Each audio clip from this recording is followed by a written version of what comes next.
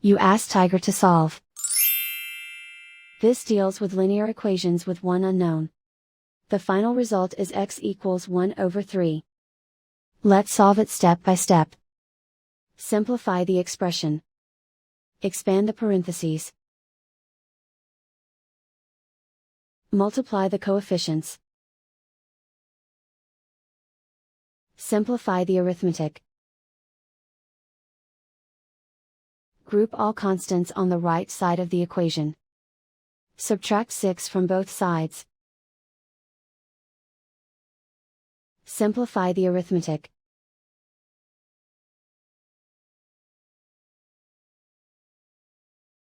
Isolate the x. Divide both sides by 12. Simplify the fraction. Find the greatest common factor of the numerator and denominator. Factor out and cancel the greatest common factor. And so the final result is x equals 1/3.